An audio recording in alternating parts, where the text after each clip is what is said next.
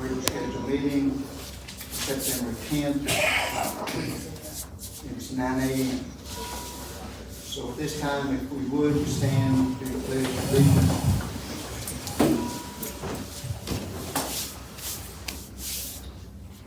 Allegiance to the flag of the United States of America and to the republic for which it stands, one nation, under God, indivisible, with liberty and justice for all.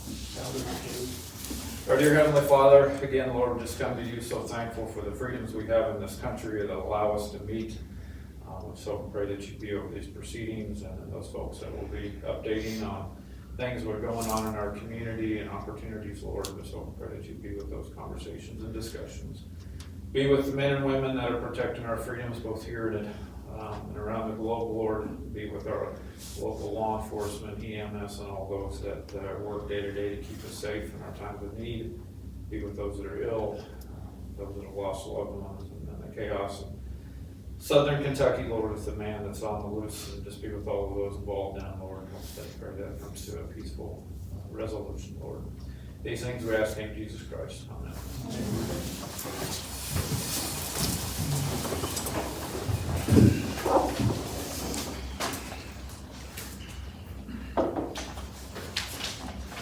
Need a motion to approve the minute for August 27, 2024. Second. Motion by Clay, second by Benji. All in favor, say aye. Aye. Opposed? Budget transfer, need a motion. Motion by Clay, second by Scott. All in favor, say aye. In the budget transfers, that new line that, was, through solid waste, that Yes. postage line, that'll be a pre-approved line that I will add. I want to make sure you won't do that. Thank you. Thank you, David. Okay.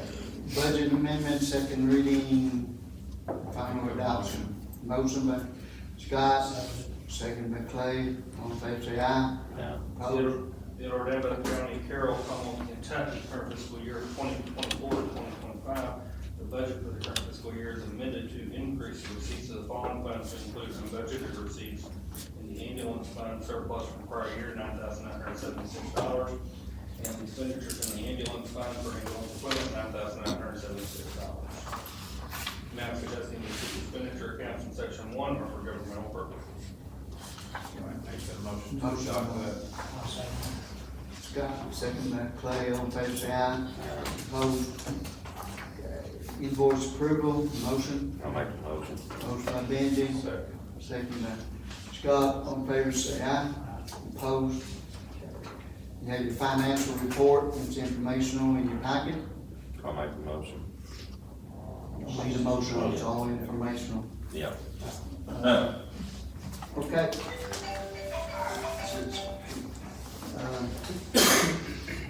We have Senator Jay Williams here today that would like to speak to us. If you would, the floor is yours. Well, thank you very much, Judge. We can get you on tape. Yeah. Okay.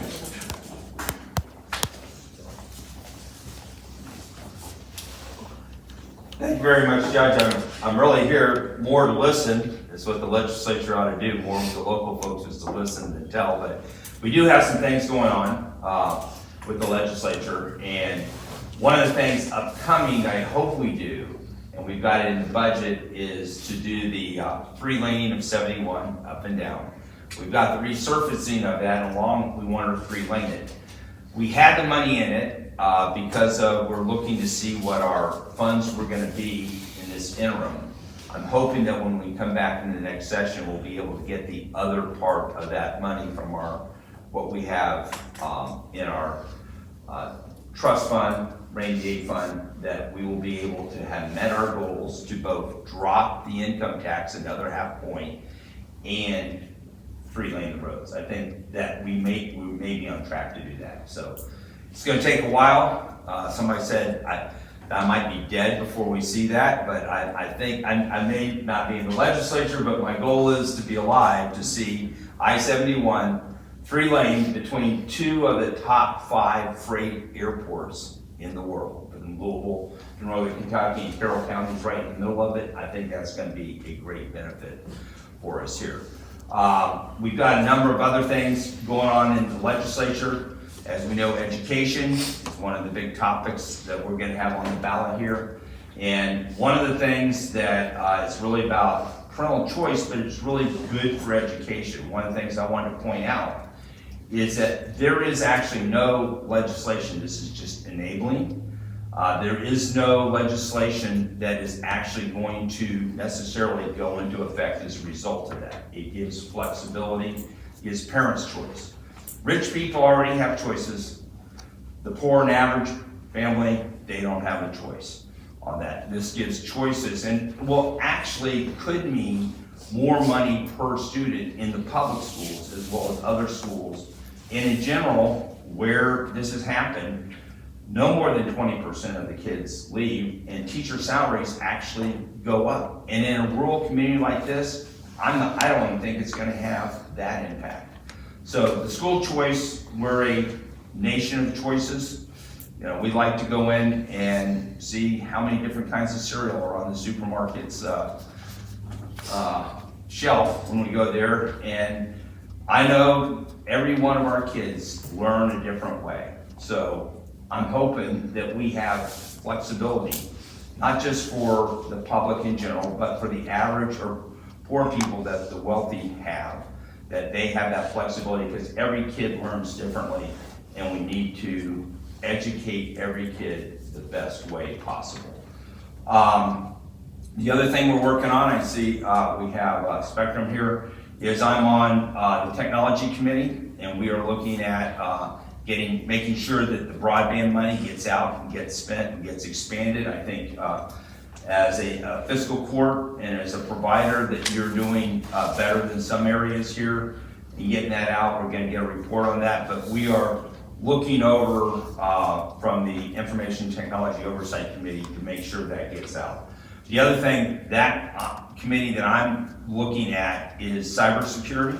Cybersecurity is a major issue. As we know that Louisville was down for a week because of a security breach, but the Louisville clerk was down. They are not the only city or county that has been subject to this. And there are several ways that we need to step up. As a legislature, we funded a cybersecurity center to look at cybersecurity, and we really need to better enable the response to a cybersecurity breach. Because this is not about not having any breaches. This is about how best to respond to those breaches. Is it the National Guard? I mean, your local police and sheriff can't respond. You know, the FBI, a lot of these things, they get involved, but they really can't do anything about getting us back up. So that's what we're looking at, to see that we can respond, making that visible. There's things that Ohio does. There's things that other states have done in terms of integrating the state, local, and federal officials for cybersecurity. So that's one of the key things that I'm looking at going forward too. But the legislature will be coming in this year. I expect there's going to be some, in the Senate anyway, some major changes. We have a supermajority, but the leadership hasn't changed. Changes about once or twice a decade. We have a leader that's leaving. We'll have new leadership coming in the Senate. I expect that new leadership will reflect the more conservative Senate that we've had. We had Damon was one of the most, Senator Thayer, who was our floor leader, was one of the most conservative leaders. With him leaving, I expect we'll have even more conservative leadership that are replaced. And so that, I think, will set us in a good direction for the next couple of years. But the bottom line is listening to the fiscal court. You guys are the ones that tell us what to do. I've talked to the judge, I've talked to some of the magistrates. They're giving us priorities, and I'm primarily in infrastructure, the roads, the sewers, water, that is police protection. That is what the government should be providing first and foremost before anything else. Education is very important after those things. And as we've seen, we need safety, we need the basics, and we need to educate everybody. That's the first and foremost principles of government. So thank you very much for your time. Don't want to take up too much time. I'll be here afterwards for a little bit, if they're quick. I do have to go down. We're having an artificial intelligence task force. They keep, because I'm got a technology background. Anything that comes up with technology, they keep putting me on those committees. So artificial intelligence, I'm on that. There's some serious issues, but there's also some great opportunities that we have to deal with. So we're wrestling with those and how to respond to artificial intelligence. I have to be to that task force, but if we're quick, I'm open here. I'll be glad to talk to anybody and do what I really want to do is listen as much as I can. Thank you very much for your time. Jay, Appreciate it. two Yes. things. Do you have any questions? Yes, I wanted just for a bit of conversation here, and we hadn't talked about it earlier this morning, is jails, detention centers too. Please continue to keep that on your radar as we really struggle with that. We just had a feasibility study wrapped up. We just got that in our boxes and we're going through that. But we've got difficult decisions, so really looking for direction, maybe where, I know there's a task force been set up for that and whatnot, but just keep your ears to the ground on that, because we've got to make some critical decisions here. Right, and state and local government committee, we heard testimony, and, you've got to make your own decisions, and but in Eastern Kentucky, we heard a lot of testimony about a regional jail, that you build a facility large enough that it can actually be run more profitable, and the multiple counties work together to share in on that facility. So that's one has been put out and is available to use. But yes, we need to look at the funding for those facilities that has fallen well short of what it should do. Part of public protection. Okay. Thank you, Jay. Thanks very much. Appreciate it. Thank you. Next on the agenda is Amy McDonald from PHI. She'd like to talk to us. As accreditation for us. I'm gonna give you a copy of this as well. Okay, thank you. Good morning, all. So for who does not know me, Amy McDonald, I was actually a resident here of this county from 2016 until last year. I have worked among your healthcare facilities since before I ever became a nurse, so we're going to go back 20 plus years. In all realms, in the hospital, home health, long-term, I've hit all those areas within this county. So I'm bringing this to you specifically because I understand the healthcare need of this county. As you know, I'm a flight nurse with PHI Medical. We are in Madison, Indiana. We transport primarily out of your hospital. We do rotation with EMS over here. And what I'm kind of bringing to you is a county-wide membership option for the courts to decide on, which basically covers any fees that your residents should incur should they be flown by PHI Medical. Let's see here. So basically, it's for the uninsured primarily. You're going to get the best result of this. It also covers your insured, any type of payments they may receive after that. Their copays generally go to the hospitals. So aside from their copays that would be wiped out, they no longer will receive a bill. If you look in the number, it's a couple pages back here, you can see how many flights that we have taken primarily out of Carroll County Hospital. 2023, we completed 70, and 2024 to date, we've done 61. So I don't have physical numbers for you to say what those out-of-pocket costs are for those individuals. I can't pinpoint down to say how many was Carroll County residents, but given it's Carroll County Memorial, odds are it's pretty high that that's the majority. Let's see, what else do I have here? Any membership that would be provided to the county covers the entire household. So if you have 7 children, it covers all of those kids. You can have up to 3 non-family members per household covered as well. They just have to be within that residence. There's no limit to transports. We've actually had folks over here that have been flown 4 to 5 times just within this year from the hospital. Should that be accepted, there are different upgrades that they can do throughout the county. If your hospital, police, fire, EMS would like to upgrade and cover their non-Carroll County residents, then that kind of cost would be slashed tremendously. You have a brochure there that tells you on an individual basis what those costs would be. Those numbers won't be anywhere near what you're seeing on that. That's just a prime example, and those would be substantially decreased. And if they wanted to upgrade to get national coverage, coast to coast, it's $30 per household, and they can travel anywhere across the United States. to be transported by PHI Air Medical with no cost out of pocket. That's the annual fee. I also put the data in here for Carroll County EMS. They completed 24 of their flights in 2023. They had a total of 53. And up to date on 2024, we have completed 12 and they have flown 38.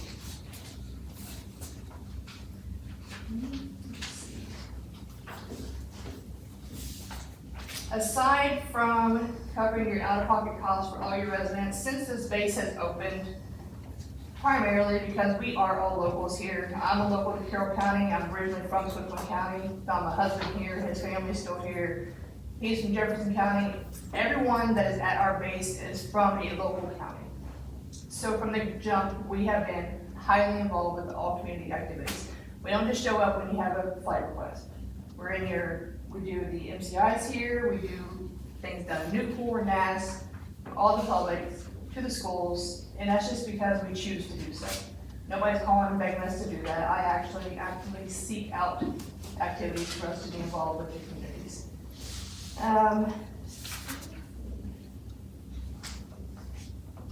Just to give a rundown of kind of what sets us aside from other air medicals, we have a sheet there that kind of lists. We do carry whole blood. Most aircrafts carry packed cells only. The whole blood gives us those clotting factors back. We do have fetal heart monitoring capabilities. We do place chest tubes. We can do life or death limb amputations, pericardiocentesis. We carry a Lucas device on all of our aircrafts. And we do have the ability to fly third riders, so we should have a minor that we could have the capability of taking care of those. Additional, we have real-time monitoring, so when they're calling us to get any type of estimated time, it is our skids to the ground, it's not just our flight time. So they hear those big numbers, sometimes it scares them, but that literally gives us the time to get to the aircraft, launch, fly, and skids on the ground. So generally about 20-25 minutes, I'm sorry. We do also have Fly PHI and family tracks. Fly PHI I have set up at the hospital significantly heavy this past week, especially with an ER, and it's literally an app on their phone. They can go on there, request an aircraft, punch in a few little things, and it's done. Our dispatch calls us, they launch an aircraft, and they can literally watch us flying to them. Some EMS personnel have it also. But that's a capability that we can install and dispatch, and I mean, basically, any of your fire, whoever would want to be given the capability to use that, has that option. Family tracks is basically a QR code. I give a family member, they scan it, punch in our flight number, and they can actually watch us fly to the destination that we're taking the family member. Just to add a peace of mind there. Response times. I've put these on here just to kind of give you a quick rundown. So currently, especially kind of leading back to the hospital, I put stat flight 2 on there. Our current rotation overall is a 1 call for everybody. 1 call meaning you get the closest aircraft available. I find this important, especially as an ER nurse. If a membership was in place, they could potentially wait an additional 10 minutes for a PHI aircraft to transport that patient to relieve those costs, rather than continue with the nearest aircraft at all times. That's just throw that out there to get the most bang for your buck. Because right now it is set up where it goes to competitors, which is fine. They can leave it like that if they choose to. But if they truly want all costs to be covered, they can wait an additional 10 minutes for our aircraft if we're not available. And that's really about it, unless you have any specific questions. Well, the question, is this offered, you are offering this to our county residents, correct? Yeah, so it's basically funded by the fiscal court Okay, for every single county resident, okay. For every household, for every household. okay. That's my question. What does that cost? Generally, ballpark area, from numbers I've seen, 30 to 50,000. That's 30 to 50,000 per year, Correct. so. PHI would go in and they have like an algorithm, they look at how many households you have, And what then your household. population is. They look at flight volume and everything else, and somehow we don't. they come up with a number. Uninsured, like all that goes into comprising that number, so. Okay, how is that updated? So if we have new residents move in, They would look at it, I They look believe, at on it. a yearly basis, so like if you guys. It's an wanted to approval do per it, year. They would look at it next year and give you guys a heads up, like, hey, this is what it is, it could go up, it could go down, and then it would just be a revolving. If you felt that you didn't get a benefit out of it for your county, then it's not something you would have to continue with. I will say, just using primarily as an example, I don't think it was Carroll County, but we recently flew a prisoner, and that cost would have basically been covered by the membership itself. So just the cost of that alone would cover membership. Yeah, what's the cost like from Carrollton Hospital to Louisville? What's that normally run? There's a lot of factors into that. There's It's a a lot. big loaded question. We don't know. Insurance is a factor, so Air Medical also contracts with Medicaid, so they have set numbers for them. So there's just so many different variances, and what we actually do, how critical level that we have to be in the aircraft is also a factor. Baseline, I mean, the physician just said his son was blown, and he got 75,000, but I don't know what he was going for. Okay. So, And or who flew them. or who flew it, I mean, there's just. Yeah, A lot of barriers to that. I know when my dad was flown in the past, I was getting bills of 40 upward, and that was 8 years ago. well, let me tell you this, that I think this is something that we're probably not gonna make a decision on today. We might need to review this a little bit more and maybe have some other questions where we can get a hold of you, to review it. Basically, our budget is completed for this year, and, you know, it might be something we look at in the budget for the upcoming year.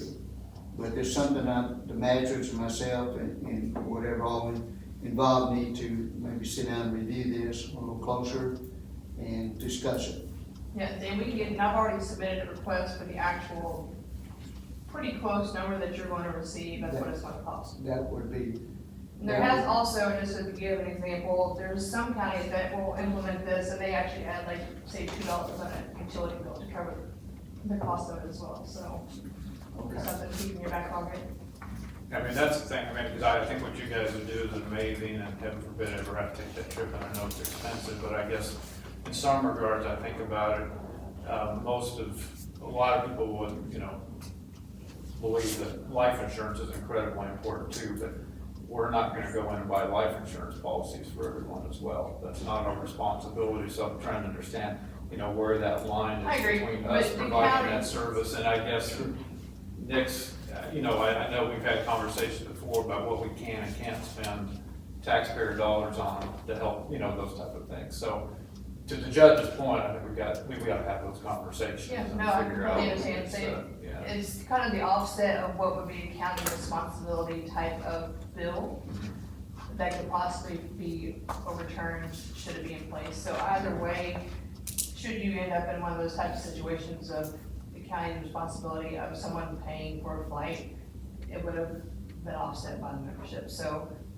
Well, and that's the It's piece, kind the of, importance of understanding is that the county government's responsibility in the case with the prisoner, which I guess it would have been, it'd be the responsibility of the detention center versus the residents, you know, that type of thing. So it's that line of responsibility, so, again, you know, to the judge's point, we will need to kind of dissect this and have a conversation about it. Can I ask a question?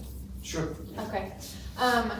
Since it covers all county residents, how do you manage who lives here? Like, is it something that they have to apply They for? basically pull a census, no, they pull a census and they apply it to all addresses. Okay, just addresses. So if there's a new County construction that I'm sorry? wasn't on the census, so if somebody builds a house, how does it, how do they know that they're covered?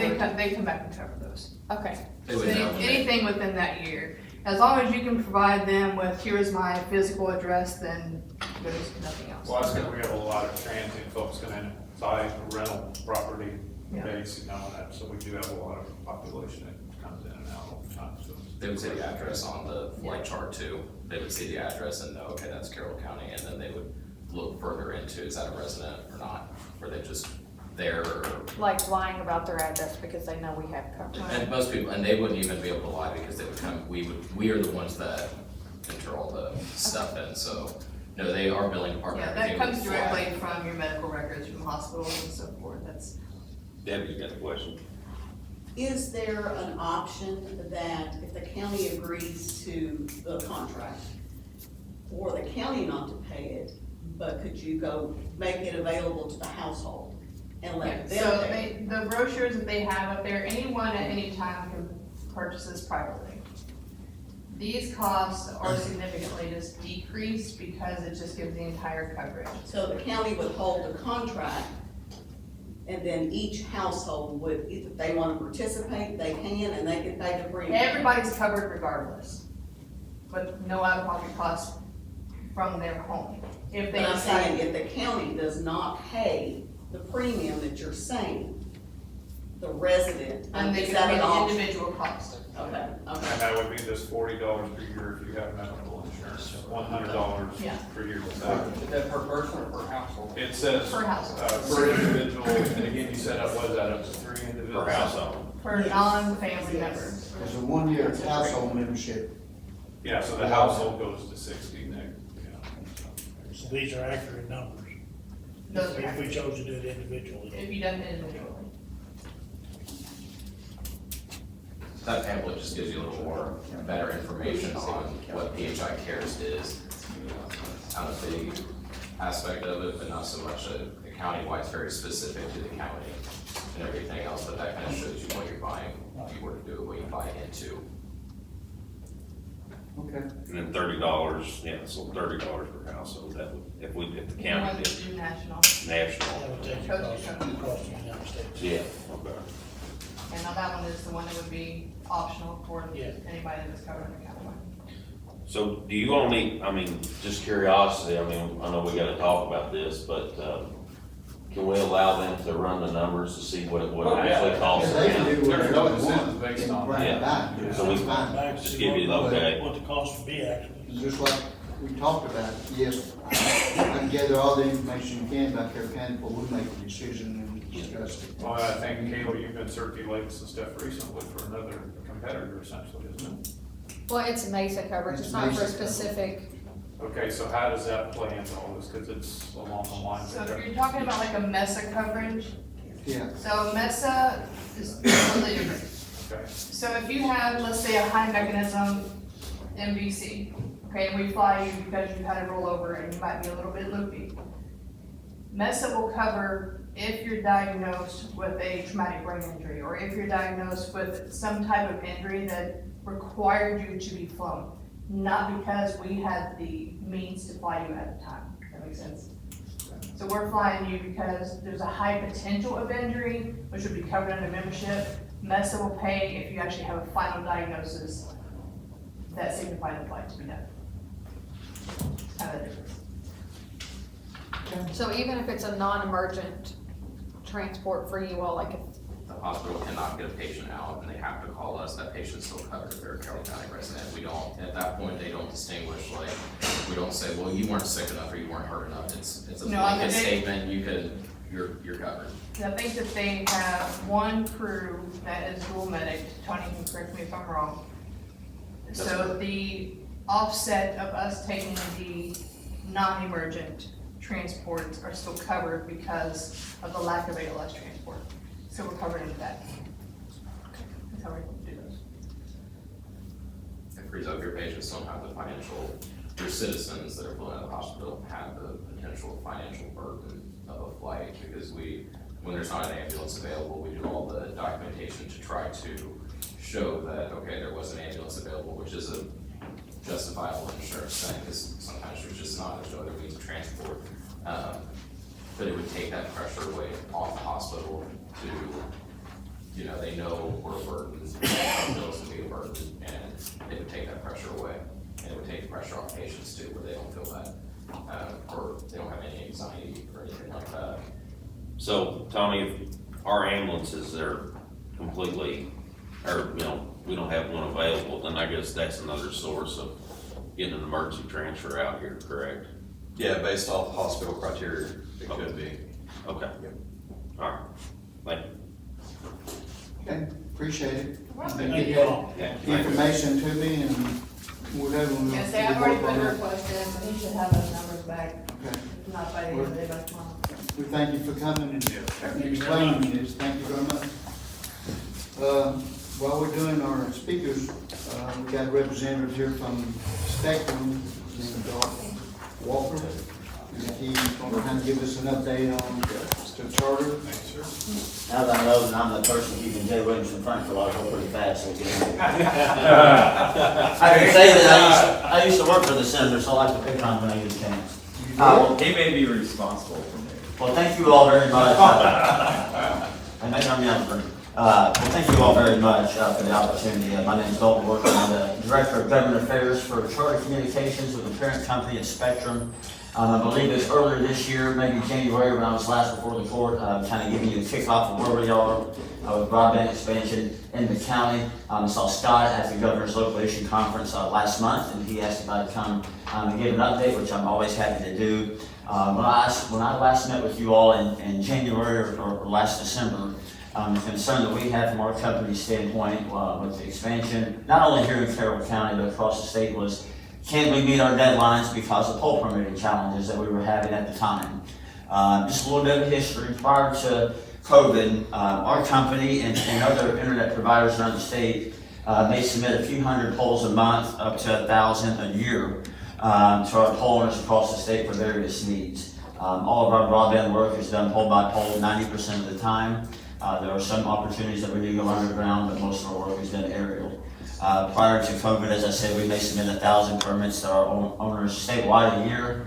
But when funds from the federal government, the state came down, we started inundating pole owners with hundreds and hundreds of permits a month, and sometimes even thousands. So we began to overload our co-ops and our industrial utilities across the state, and we started seeing a substantial backlog this time last year that we had a lot of concerns that would, if we could meet our deadlines in our projects across the state.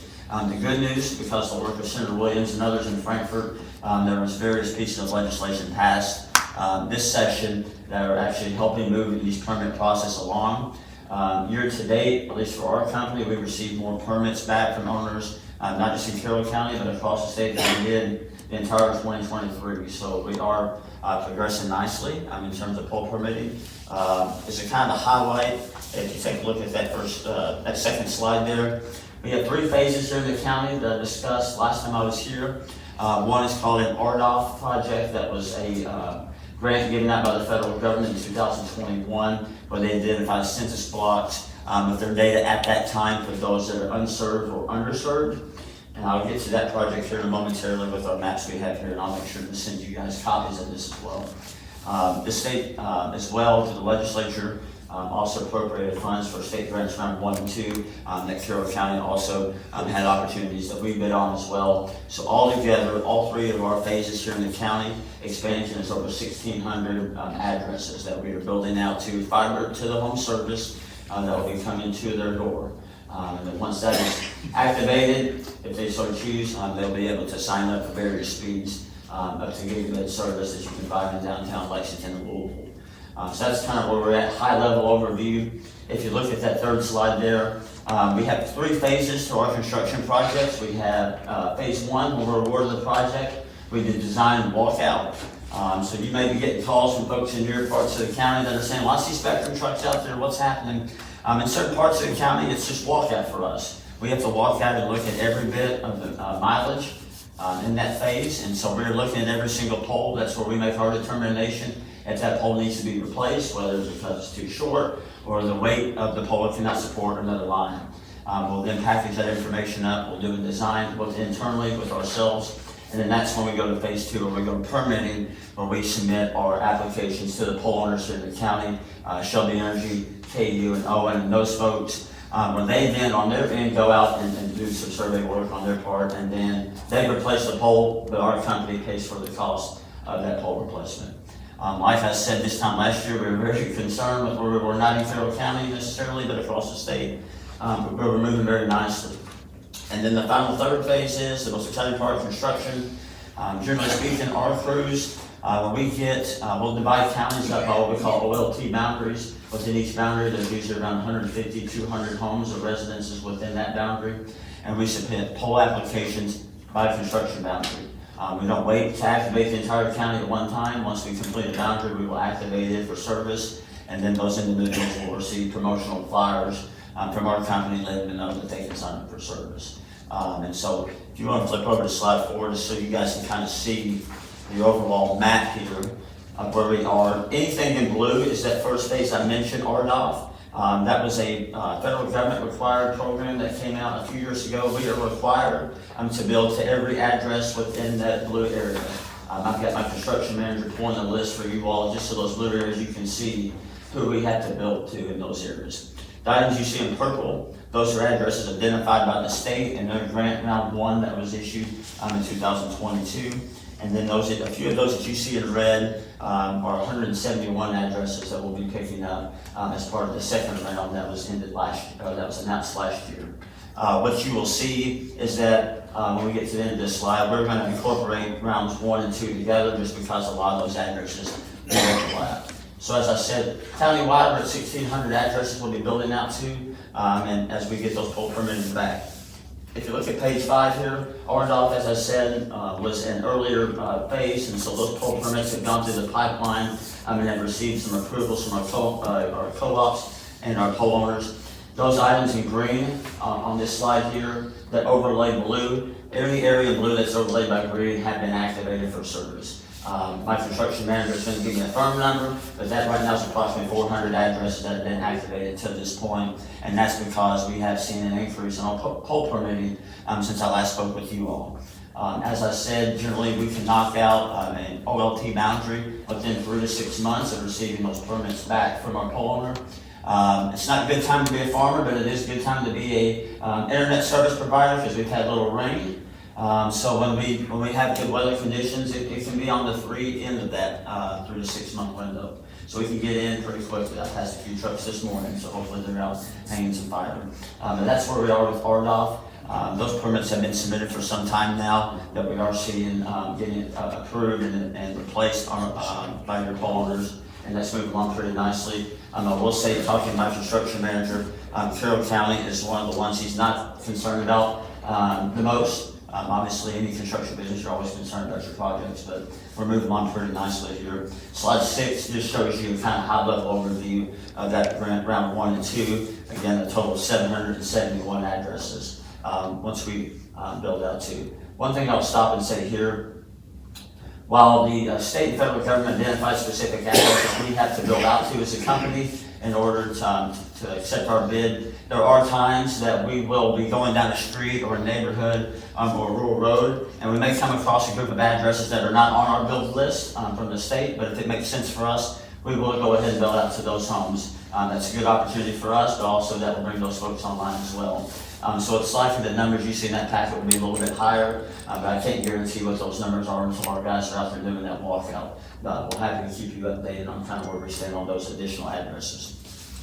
And then last slide here, slide 7. Again, this goes for our RDOF project. The area in yellow is where our crews are currently building right now with approved permits. When I spoke to Tim last week, he thought we could have some more activations within the next 2 to 3 weeks, actually. So we're moving along nicely.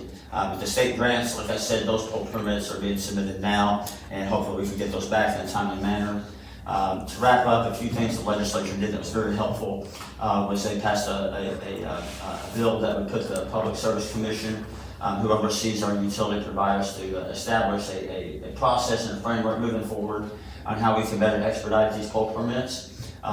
They also passed legislation that created a temporary worker fund where our co-ops and our investor-owned guys could use some state funds to hire temporary workers to help with this pole permitting challenges, which we are hopeful will help expedite this as well. So that's kind of where we stand at right now. Happy to take any questions you all may have. If I don't know the answer, I'll call a smarter person to get those for you. Yeah, so first of all, Dalton, really appreciate, Dalton's been very helpful. I mean, I've had a few people ask, and I'll shoot him an address, and he'll give me a kind of an update that I can pass along, so that's always very much appreciated, I guess. So with all of this, do you have a plus or minus 6 month estimate on when you think Carroll County will be done? I mean, by end of 25, you think? That's tough. Each of those rounds you have in that packet have a different deadline. Yes, yeah. Everybody's gonna get freaked out when I say this year. The RDOF has a deadline, I think, in 2027 or 28. Don't worry about that. We're gonna meet that. As you see, we're almost halfway through that project through the county, so I have no concerns about that. The state grant round 1 has a deadline at the end of 2025. We're actually running with our construction team some estimates on where we stand in permitting. As I mentioned, we've received more back year to date than we did in all of 23. So we're running some analysis right now to see where we are for this year, permitting statewide and all of our footprint. We'll be able to meet those deadlines. And then round two, which most of that will be picked up by round one, it does have a deadline of 26. But those are 171 passings. Usually when we have a count that small, we don't get significant before the deadline. But again, that just kind of goes to, where we are in the poll permitting, but it is improving. Our usual updates have been coming from Carla Sandusky. Are you familiar with her? Yes, I am. Okay. And she has kept us up pretty much what's going on. Sure. But if you are doing updates and stuff like that, I would like them for them to come into the judge's office and whatever. And if you could stay around after this meeting for a few minutes, I'd like to have a little discussion with you. Absolutely. And we can move forward there. But Carla's been pretty vocal and updating us on what's going on in the county and stuff like that. Okay? Glad to, yes, sir. Thank you. Anybody got any questions? My contact info's on the back. If you guys got no constituents will call often, just they'll see a truck out there, want to know what's going on, feel free to shoot me an email or a text with an address, and I can look into it and give you an update so you can let them know kind of what's happening when they call. We get a few of them calls. I bet you do. Yep. Okay. Thank you all very much. Thank you, Bill. All right, moving on. Judge's comments. I just got a couple of things to bring up. This coming Monday, I think it's September 16th, the libraries, if you all aware that last year or so, we did a story walk out at the Camp Cassock, and they are doing this Monday at 11 o'clock for y'all's information, a ribbon cutting for that. It's September 16th, I think that's Monday, so just to put that on your calendar if y'all want to attend. Also, there's a community event, I've got the flyer here for household waste and electronic equipment recycling and destroying unwanted personal documents. It's going to be taking place this weekend, September the 14th, 8 to noon, and it'll be at PMC. So if anybody wants information, we have that here. The road department's our county road department's been kept pretty busy on different things, checking culverts out while we've had some drier weather and got some replaced and some that we need to get replaced and some road issues or slides issues, drainage and stuff. So they've been kept pretty busy, just to let you all know what's going on. Pretty much, I just want to thank the staff in here and all the magistrates and the staff here at the judge's office for, if it wasn't for them, a lot of things wouldn't get done and completed. So again, thank you all very much. County attorney comments? None? Magistrate comments? We'll start with Benji. I have none. Clay? Yeah, the road department, helped a great deal out there with the culvert replacement on Boone Road, which is down by Kemper, that is completed. So the hole's gone out of the road, the asphalt as time allows and it settles. So, great job, thanks. That's all I have. Scott? Yeah, I just did over here to what took place. I appreciate getting Boone Road sorted out, so thanks to all parties involved there. We are gonna have a nuisance ordinance committee meeting, this Friday. So Friday the 13th at 8 a.m. in this courtroom, so about an hour and a half worth meeting. We're getting close to implementation, so we'll be talking about some of those details. So this is an open to the public meeting.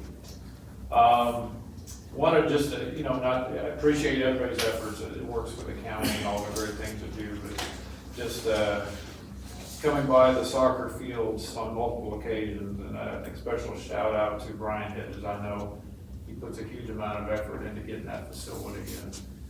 So we really appreciate all his efforts, and Parks and Rec in general. Soccer is very strong here in Carroll County. Just kind of a question for I guess the core here, we had just recently got the jail feasibility study back from Kelly White, and I was just kind of, what are the plans to get Kelly in to kind of debrief on that and get a report and figure out what it means and, you know, that type of stuff, and we talk about that, or? I'm planning on sitting down with Daniel and going over some of this, and then we'll move forward with that. Okay, just curious on that. Another, and I apologize, these are not always in the order, I start with, getting things down, and logically, I miss a few things, but, appreciate Leonard and Teresa, we had a dog out on Kendall Road that eluded folks for about 3 or 4 days, and, was causing quite a few problems, but, stuck with it, and Friday, they finally were able to get him picked up. And then the last thing, I guess, has kind of challenged us to, because as I'm always amazed, it's almost the end, I mean, we're in September already, and it's crazy how time's going, but ARPA funds, you know, we've got a few dollars we need to designate for some source. We talked about the AEDs on this. If, again, we don't want to wait till the 11th hour and risk missing any of those funds. And I don't know, Debbie, exactly where, once we got done with snow plows and everything else. 51. No. But that's kind of snow plows, boxes, Snowplows, salt that boxes come off will come out of that, that, right? So, It comes We're down to waiting on a price 22. for the Dolphin. The Dolphin and the lights for the basketball courts is gonna be added to that. okay, so I guess we can just maybe next, because we'll have to make the resolutions, right, and so forth, we'll get that done pretty soon. So that's the only other thing I have, so thank you. Okay. We have nothing for executive session, right, Nick? Okay. Sir. Motion. Motion to adjourn.